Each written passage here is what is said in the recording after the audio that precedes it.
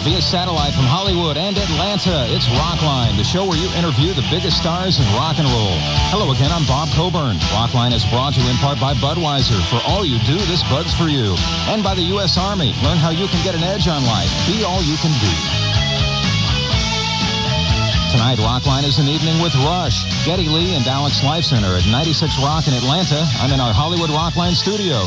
So get your questions ready and call us toll-free in the U.S. and Canada at 1-800-344-ROCK.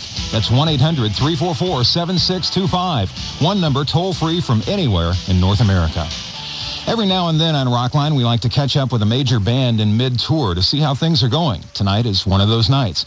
Rush is one of the most respected bands in rock and roll, and rock radio is already several tracks deep into Presto, their latest release. Things seem to be, once again, going extremely well for the Toronto-based trio, but let's find out for sure as we welcome from Rush, Geddy Lee. Geddy, good evening. Welcome back. Hi, how you doing? I'm doing great tonight, and with you is supreme guitarist Alex Lifeson. Alex, welcome back to Rockline. Hello. How are things going on this tour? Any major surprises so far? I guess the surprise is that we're enjoying it as much as we are. It's been a really good tour, and the pacing's been great, and the crowds have been really better than we expected, and everything has been really on quite a positive note. Now, the album seems to be very straightforward to me, and the stage setup this time was the same. Is it just me, or were there a few frills that were done without this time around? Well, actually, not really. In terms of presentation from our production standpoint, there's a lot more kind of animation and weaving of film and different little things in and out of our songs. It's kind of a bit of a cleaner stage setup and a slightly different look. And we have a new carpet. A new carpet, yeah. That's right. That's what I was talking cleaner. about. Yeah. We have a better vacuum cleaner that's could explain something. How long do you plan to tour this time? Do you run to the end of June with this tour? Yeah, we're right through till the very end of June. Now, I heard... Go ahead, Alex. No, I was just going to say, I think we finished midnight on the 30th. He's already got it planned out. And a plane booked the following morning, probably. I heard you had to reschedule some shows, but didn't miss any. You had some vocal problems, Geddy. Can you fill us in on that? Well, I had a 10-day break after the last run of dates actually the ones we finished in California. And I got home, and of course the Canadian weather did me a favor, and I just got a cold, and at the time we were supposed to play Rochester, I was a little beyond performance status, so we just rescheduled it a couple of weeks later. I was a little surprised at the set list at the show I saw in Los Angeles. You played some selections I hadn't heard you guys play live in years. How do you choose the old songs? You just kind of talk it out amongst yourselves? Yeah, basically that's it. Some songs like Xanadu, for instance, we haven't played in about 60 or 70 years. So we thought it'd be kind of fun to bring a song like that back. Just to try to scare the audience. And I expected a little more of Presto. And what are you playing, 5, 6 songs from Presto? There's, I think, 5 songs in the set right now. And the difficult thing is, obviously we love a lot of the songs on Presto and we wanted to play more, but it was really a battle to try to get the set to, 2 hours. And we've been chopping things left and right. And it's difficult when you have so many albums out because there's people that come and they want to hear the new record. And so obviously we have a predominance of new songs in the set, but you want to include something from a lot of the other albums that people are, really looking forward to hearing. So it's really a very, very difficult thing to do, to juggle and to try to work out exactly what songs we're going to play. One of the songs that Rush is playing from Presto is the one we're going to begin with tonight, The Pass, on Rockline on the Global Satellite Network. By Rush from Presto, their latest release. Tonight is the night, by the way, that will announce the grand prize winner of a 6 and 12-string Ovation round-back guitar, the Elite Series, and a trip for 2 to Miami to see Heart on the opening night of their North American tour. We'll have the big drawing a little later in the program. When we come back, it'll be your phone calls for Geddy Lee and Alex Lifeson of Rush at 1-800-344-ROCK. It's Rockline on the Global Satellite Network. Welcome back to Rockline and Bob Coburn. We've just begun an evening with Rush with Alex Lifeson and Geddy Lee. They're in Atlanta at 96 Rock. They're playing in concert tomorrow night at the Omni, then Charlotte at the Coliseum on Wednesday night, Friday night in Richmond, Virginia, then Largo, Maryland at the Capitol Center on Saturday night. I have a call from Cincinnati to begin things. It's Bill, a listener of WEBN. Good evening, Bill. Hi, how you doing? Good. How are you doing? Hey, Bill. Oh, this is just too great, man. I tried to get through the other time. I missed you guys. This is great. I saw your show in Cincinnati, man. You guys really rock. That is some good stuff. Thank you very Thanks. much. Question about your, there was a biography that was supposed to come out about 2 years ago by a fan of yours, and it was called Visions. And I looked for it in the stores in late August of 88, I think it was, and couldn't find it. You know what happened to it? It did come out. I don't understand why you haven't been able to find it, but I'm sure if you ask the bookstore and place an order, I'm sure they'd be able to dig it up for you. Was this a sanctioned biography? Well, not exactly. I mean, not literally. It was kind of... there was this fan that we met in Philadelphia who became friends with us over the years, and he sort of took it upon himself to put together a biography, but more in the form of a fanzine from a fan's point of view. A lot of kind of details of you know what we went through becoming a band and the sort of stages of our career. And he sort of did it with you know, with our help, in the sense that, you know, we provided him with some information and things like that. So I wouldn't exactly call it an official biography, but it certainly you know, had our approval. And it's out there, Bill. Made Bill a very happy guy tonight. Thank you for calling. Going to talk to Dan now in Birmingham, listener of Rock 99. You're on the Rockline, Dan. Geddy, Alex, how you doing? Good. Good. How are you? Well, I tried to call you guys in 1984, and I was the second to last caller. And I'm going to see you tomorrow night in Atlanta, and I'm looking at my copy of Visions. It took me 6 months to get it. What's the publisher on that, Dan? Do you know offhand? Publisher is Omnibus Press, London, New York, Sydney, and Cologne. There you go. Maybe that'll help the previous caller. What's on your mind tonight, Dan? Well, I just wanted to tell you guys that you guys are phenomenal, man. It's like I have a little boy named Geddy. My sister has a little boy named Alex, and we're just like totally impressed. What can I say? Well, I had nothing to do with it. I know a little kid. I know a little kid named Geddy, too. Canadian blood, so it's okay. And my first question was, Geddy, did using sequencers free up your bass playing at all? I'm sorry? I didn't understand the question. Using sequencers on stage, did that free up your bass playing like you had planned for it to do? Yes, it has. The use of sequencers and various electronic sampling devices has let me play a lot more bass on this tour, which makes me a lot happier. Yeah, I got to keep Geddy happy. Dan, thanks for calling. It's Rich's turn. South Bend, Indiana is where he's located, and our station's 95 WAOR. Hi, Rich. How you doing? Good. Good. My question is to Geddy. I was wondering, with Neil Peart writing all the songs on pretty much every album, I was wondering how you sing the words with such emotion or conviction without even writing them, and maybe not always agreeing with what they say.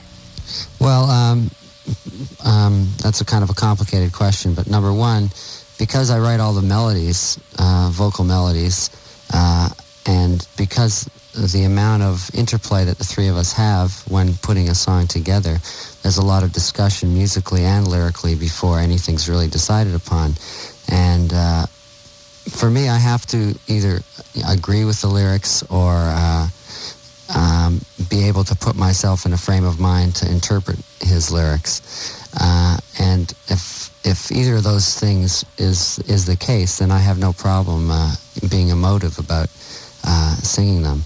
But there is a lot of discussion with the music that Alex and I write, and Neil, and the lyrics that he writes back and forth. So you don't really feel separated from them. You know, you feel that it's a statement that you can call your own, and that you have had some kind of relationship with the birth of the song and the writing of the song. Except my ideas are usually a lot better. Rich, thanks for calling. Let's play some rock and roll by Rush from Presto. This will be the next track for AOR Radio. This is Superconductor on Rockline. Superconductor by Rush from Presto. That's not your basic 4/4 time rock and roll song there, is it, guys? What time is that in? Well, there's part of it in 7. and it slips kind of back and forth, 7 and 4. We like to actually drop a beat every once in a while, just in case someone's dancing, they might hurt themselves. We're going to take a call from Ottawa now. It's Rob, a listener of Shea 106. Rob, you're on with Alex and Geddy. Hi, Ged. Hi, King Lyrics. Hello, loyal subject. Hello. How are you both tonight? Excellent. Excellent. Good. I'm going to see you guys in a couple of weeks in Montreal and a couple of days later in Toronto. I'm really looking forward to it. I've been a big fan of Rush's for a long time, and first I want to say that I've enjoyed all the music you've given us over the years. Everything from I Think I'm Going Bald to a song like Tom Sawyer. Thanks a lot. Well, thank you. I have two questions. The first one's for Geddy and the second one's for Alex. Geddy, one of my favorite songs from the Presto album is Available Light. How did the song come to exist and what does it mean to Rush? And also, will there be a video out for it? And hang on for the other one. Okay, yeah, that's a three-parter, all in one. How did the song come to be? Well, actually, the music I wrote, the verse music was written as part of the very early stages of writing for Presto, and it wasn't until later in the writing sessions that Neil had some lyrics that seemed to suit the mood that the verses had. But even before that, Alex had been working on another part of the song, which was the choruses, which he had written at home in his home studio, that have virtually remained untouched with the exception of a couple of Better vocals. Yeah. So that song came together kind of in bits and pieces. And what was the rest of your question? Oh yeah, is there going to be a video for it? I can't really say at this stage. I don't really know if there will be. And what else tonight, Rob? Alex, I don't know if this is true, but I heard it years ago that the song La Villa Strangiato was about a nightmare that you had and you put it to music. If this is true, what was that nightmare about? I can't talk about it. No, it's not a nightmare. It's more like dreams. I guess I'm plagued by these interesting dreams. Oh no, we're plagued by these interesting. Yeah, that's right. We have to hear you tell us about them. Yeah, and they're kind of off the wall, like most dreams should be, I think. And we just thought that song being broken up into so many sections would benefit from this influence. I read that also cartoon soundtracks may have influenced that song. Is that the truth? Yes, that's true. Cartoon music is greatly underrated. Monster cartoon music. Monster cartoon music. Yeah. Amazing. Rob, thanks. Let's talk to Bob now in Atlanta, listener of 96 Rock, which is where Geddy and Alex are located tonight. Bob, you're on the Rockline. Gentlemen, welcome to the neighborhood. Hello. Hey, it's a pleasure to talk to you guys, and I look forward to the show. My first question, would Rush consider appearing on any live TV shows such as Arsenio Hall or Saturday Night Live? And if you were asked to do so, would you do it? I don't think so. Yeah, no one's ever asked. And what was the question? No, I don't think it's really the place for us to play. Yeah. It doesn't seem to be our idiom. Nobody's ever asked, though. That amazes me. Well, they may have, but nobody asked us personally. I guess it's a moot point anyway, since you wouldn't do it. But Bob, what else? Okay, question number 2. King, during the Smoke on the Water benefit recording, did you get a chance to play that much with David Gilmour or Brian May or anybody else? And when will that be released? no, I missed most of the recording of that. We were mixing Presto in the studio next door, and they asked if I would come in and just do a little bit of guitar work, as if they needed another guitar player.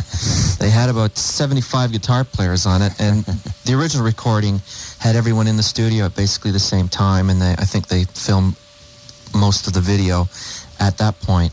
I did the very last thing, and then they mixed right after I finished. So I was sort of out of the whole picture. There you go, Bob. so to speak. Thanks for the call tonight. Couple of more concert dates for Rush quickly, all in the month of May. The 7th, Providence at the Civic Center in Hartford on the 8th. 2 dates in Worcester, Massachusetts, the 10th and 11th. Quebec City on the 13th and Montreal the 14th. 2 in Toronto, home turf, the 16th and 17th of May. We'll cover June in just a few minutes. And we'll return in just a moment with Geddy Lee and Alex Lifeson of Rush on Rockline. Your number's toll-free, 1-800-344-ROCK on the global satellite network. Rockline. We're about to play Red Barchetta by Rush from Moving Pictures. Geddy, I was reading that you had become so removed from this song, you actually had to take out the Moving Pictures CD and listen to it again to learn it. Any truth behind it? It's absolutely true. We hadn't played it in years, and I had to listen to it and try to remember what the heck I was playing on that song. And it struck me while I was listening to it what an odd arrangement it was. And at the time, it seemed completely normal to put an arrangement like that together. Now, what was odd about it to you? Why did you feel that way about it? Well, just I guess what has become kind of a signature style of the way we put songs together. We would write little movements and little pieces of music that of varying and differing lengths, and we would just kind of assemble them all together. And if we needed to drop a beat or add 2 beats to make the line extend itself into the next line, we would, without considering the continuity or anything like that. And I hadn't realized that really it was kind of a very skeletal way of arranging, and that is kind of, I think, how our style developed. And listening back to it this many years later was kind of informative, having that objective distance. It sure sounds good on this current tour. Red Barchetta from Moving Pictures, Rush on Rockline. For all you Rush fans across North America, Red Barchetta from Moving Pictures from 1981. Back to the phones, more calls for Geddy and Alex. This one from Edmonton. Glenn, a listener of K97, is on the Rockline. Hi, Glenn. How you doing? Geddy, Alex, and Neil, wherever you are. How you doing? Good, Glenn. Hi. I don't know if you remember me, but I talked to you here in Edmonton and on Rockline when you were on December. I got Sure. you often when you took the bus up for the sound check. Oh, that was you. That was, Yeah, you were wearing jeans and a coat, right? and a leather jacket. That's it. Yeah. We remember. That was the most incredible filter. I was talking to you, shaking your hand. I just cannot believe. My friends still don't believe it. I'll get right to my questions now because my friends will kill me. I mean, whenever. Anyways. Yeah, you don't have very nice friends. Okay, for the first question, will Rupert Hine be used to co-produce the next album, or will you try to use a different producer? We don't know that at this stage. Yeah, that's way too early to make a decision like that. Yeah, I mean, we loved working with Rupert and would enjoy working with him again. But at the same time, we loved working with Peter Collins and would enjoy working with him again. So we have no idea what we're going to do next time around. Too far into the future there, Glenn. What else tonight?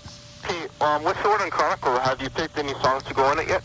Or will the record company have most of the input as to which great songs will appear? And I must sneak in, who's the better tennis player? I'm sorry, I didn't understand that question. Yeah, I didn't either. That one went right past me. Slow down a little, Glenn. Try it again. Okay, I'm sorry. What's the word on Chronicle? Have you picked any of the songs to go on it yet? Or will the record company have most of the input as to which great songs will appear to it? And I just snuck in, who's the better tennis player? We don't know very much about Chronicles. I don't. That's our old record company, so it's kind of there. That'll be left up to them then, huh? Yeah. And of course, the key question: who's the better tennis player? Well, It depends on who you ask. That's a tough question to answer while Alex is in the room. Yeah. Glenn, thanks. Let's move on to Davenport, Iowa. Laurie's been waiting for her turn. She's a listener of 97X. Hi. Hello. I want to amend what Bob Coburn said at the beginning of the show. Alex, you are not a supreme guitar player. You are the supreme guitar player. And Oh. Do you have a boyfriend? Actually, he's 2 supreme guitar players. And same goes for you, Geddy, with your bass playing, and Neil, wherever he is, nobody writes better lyrics. Well, that's nice of you to say so. Moving on to my question, speaking of lyrics, I want to bring up an old album. As a newer fan, it was an album I got to know later. But I think when you wrote 2112 and talked about a society with censorship and artistic censorship, especially music, did you realize that 14 years later, or do you think now that it is more relevant than it was then? Well, I think that's a question that's always relevant. I think it's one that's been dealt with through history again and again and again and again. It always comes up, and I think it's a really important issue. And I don't think we like to think we live in a free society, and a free society is exactly that, a free society. And you can't start censoring the arts or any kind of form of free speech if you want to believe that you do live in a free society. So I think what 2112 dealt with back then is something that's going on still, and something that, and we certainly weren't the first to bring it up. It's echoing a sentiment and a belief for many, many years. And it's being addressed in Europe as we speak. Indeed. Good call, Laurie. Thank you for it. We're going to talk to Mike now as we head to Chicago. Our station is the Loop FM 98. Mike, you're on with Geddy and Alex from Rush. Hi, Alex. Hi, Geddy. Hi, Mike. Hi. Here's my question. Some musicians have their own unique ways and strategies of coming up with new material. John Bon Jovi, for example, performed an experiment of throwing a guitar down a staircase just to see if he can come up with some ideas. Does Rush have any behind-the-scenes unique strategies? Well, none that we can mention on the air.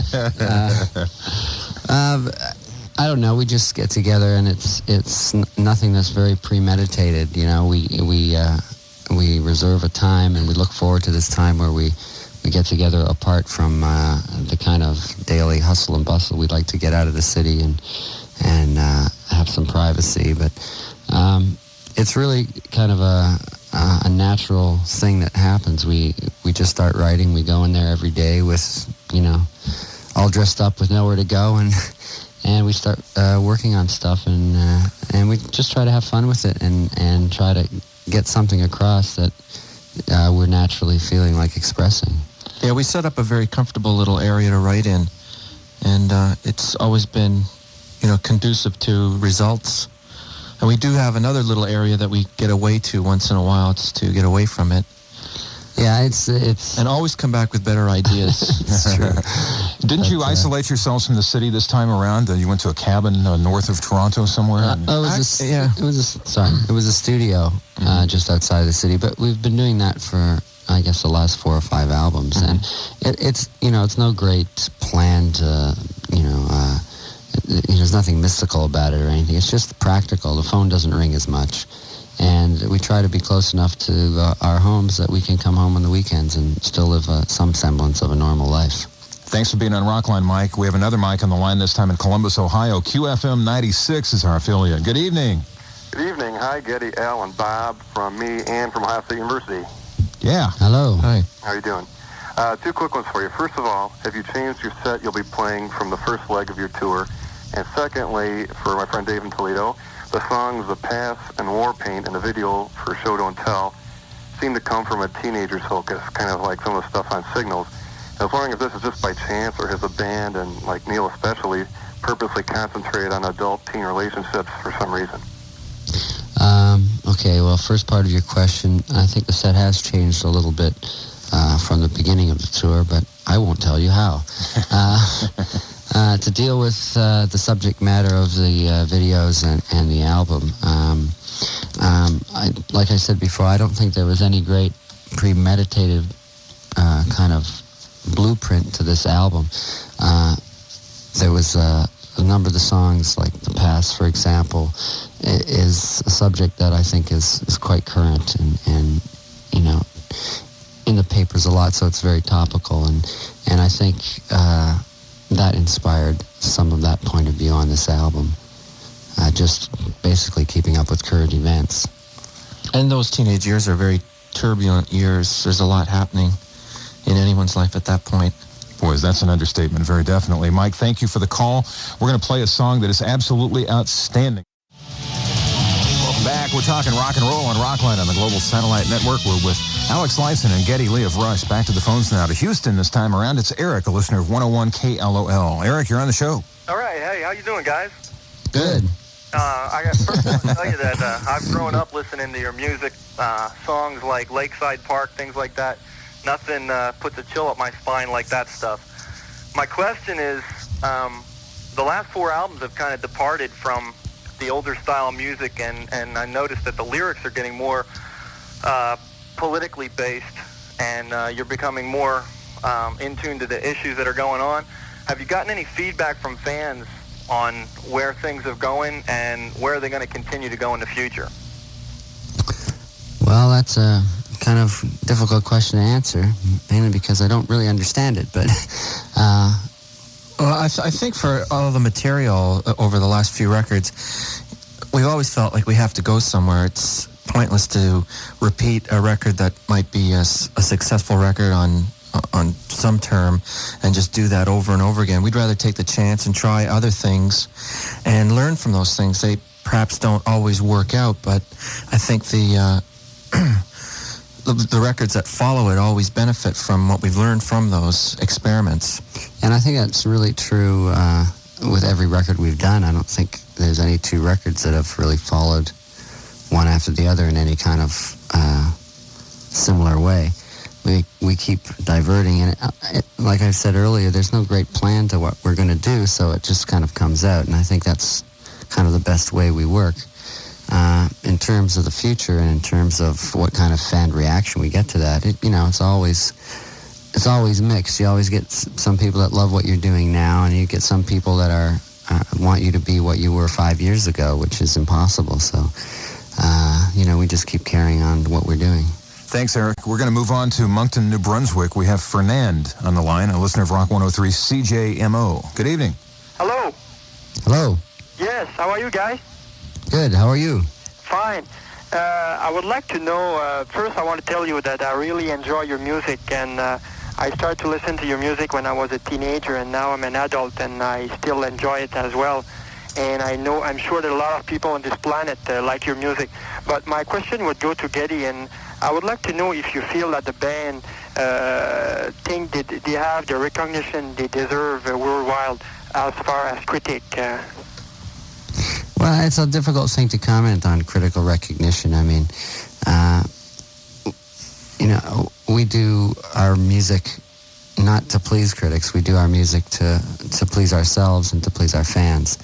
And, obviously there's a role for the critic, and there's a role that can be instructional, educational, and sometimes very helpful in helping you recognize things about what you do that maybe you didn't realize before. And there's also a destructive element that, criticizes without a kind of seeming any kind of real interest in what you're doing, just as something to talk about. But, so it's a hard question to answer whether we've received the kind of critical recognition we deserve. I don't know. We're doing very well, and we have a lot of faithful fans, and we're quite happy with the kind of music that we make. So I guess that's kind of all there is to it. Fernand, thank you for your call. I mentioned at the beginning of the show that I was really surprised at the set list, very pleasantly surprised. You've gone all the way back to the first album for In the Mood. Why'd you choose to play this in this tour? Well, we've actually been playing In the Mood on every single tour that we ever did. Have you really? Yeah. Every single one? Yeah, I don't think we've ever dropped it. We've wanted to. You've wanted to and tried to. Tried to. But we kind of do a satirical version of it now, and we've always felt that we have to play at least one song from that first album, and that's the one that I seem to have the most fun with. And also, the set is so complicated, and there's so much musically that's being digested and that we're having to think about during the show, that we like to end the show on a really loose and upbeat kind of note. And that song seems to provide an atmosphere of kind of reckless abandon, for lack of a better description. And it's fun to do, and everybody seems to enjoy it. So it's been our sort of perennial night end of set song. Well, we're going to put it on the air right now on Rockline. Oh no. Oh no, here it is. We'll be right back. They were just kidding about what we said. It's the special long version there for you with the socio-political commentary, yes. This is the extended dance mix. Hey, baby, I'm in the 12-inch. We have a call from Alec. He wants to talk to Alex and Geddy. He is in Lemoore, California, listening to 106 KKDJ in Fresno. Hi. Hi. Hi. Question for Alex. In Okay, Alec. 1997, yeah. in 1987, you had produced a song, Beyond Borders, with the Canadian Guitar Summit. I wonder if you produced an album to go along with that song. No, that was for a sound page for a guitar player. And it was Rick Emmett's idea to get a group of different Canadian guitarists from different forms of music to play together on a piece and kind of showcase each other within the context of a song.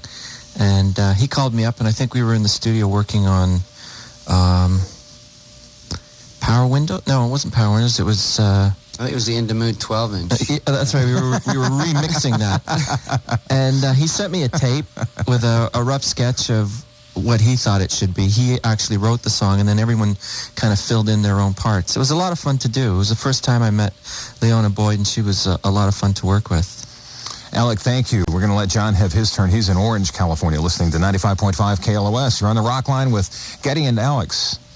Hi, good day to Geddy, and to Alex, take my wife, please. Why? I got an autograph. Well, if you don't want her. What's wrong with her? I got an autograph from Alex, and he wrote that on there, and so I wanted to return the favor. Question for each of you. For Geddy, I've noticed, as a photographer myself, I've noticed that you use a Leica R5, and that you like Andre Cortez, and I wanted to know your interest in photography.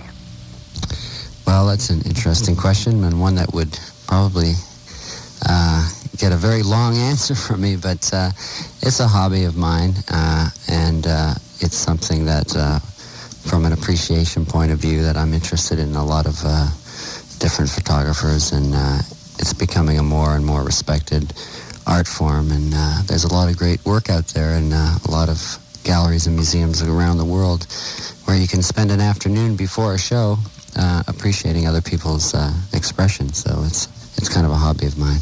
John, we have time for a second question, if you can do it quickly. I would like to know if Alex is going to put out an instructional video on how to live with sharks. How to live with sharks? Yes, it'll be very, very short. Don't. John, Thank you. Thanks.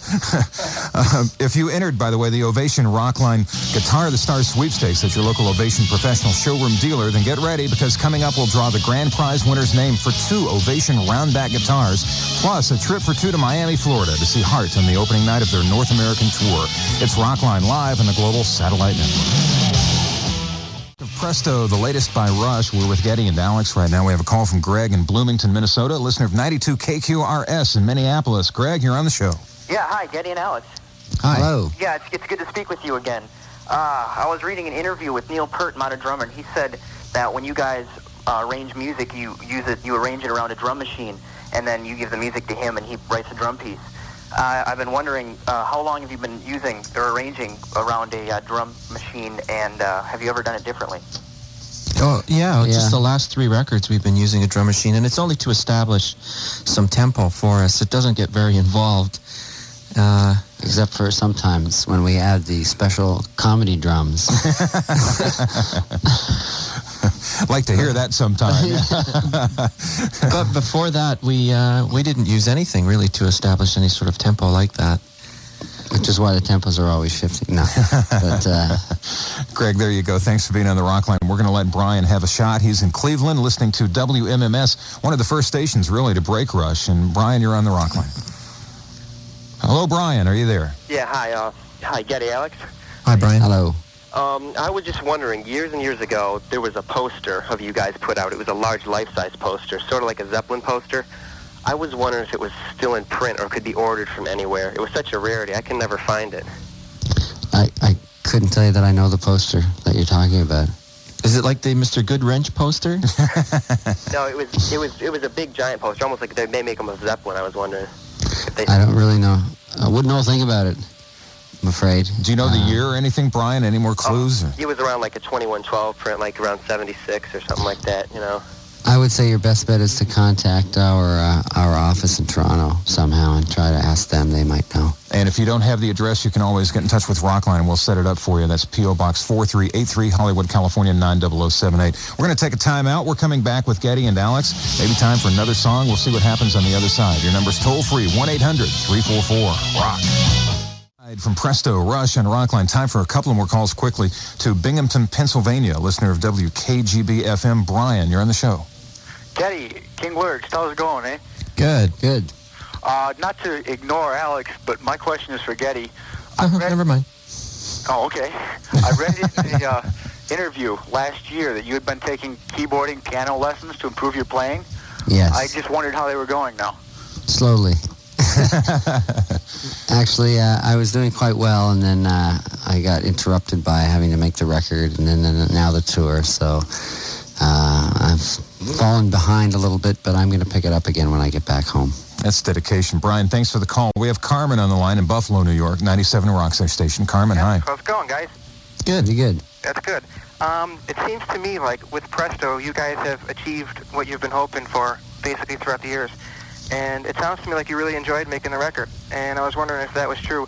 And also, if you did, was it a positive experience enough for you to want to stick around in the business that much longer?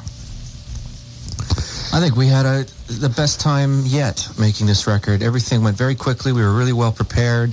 We had a lot of fun. It was just wonderful to make. Usually it's a very stressful period and it's very concentrated and it's a lot of hard work, but this one really was a lot of fun. Yeah, and I think you're right. This is a kind of a record that we've been trying to make for a while. A lot of things came together just in terms of the drive and the power in the songs and the combination of melodies and cohesiveness that we've been trying to approach from a writing standpoint. So, we are very pleased with it, and I think it does mean we'll be around for a little while longer anyway. Yeah, let's hope. So. Yeah, definitely. Carmen, thank you. Thanks to everybody for listening and calling. Next week, Sam Kinison and friends help us celebrate our 9th birthday. Then it's Midnight Oil, Billy Idol, Bad Company, and we got more lined up as we get ready to begin our 10th year of bringing you the biggest stars in rock and roll live and nationwide every Monday night in the U.S. and Canada. Special thanks tonight to Ray Daniels and Kim Garner of SRO Productions, to Judy LeBeau and Tony Mandich at Atlantic Records, to Bill Pugh, Bob Helbush, and Matt Walsh of 96 Rock in Atlanta.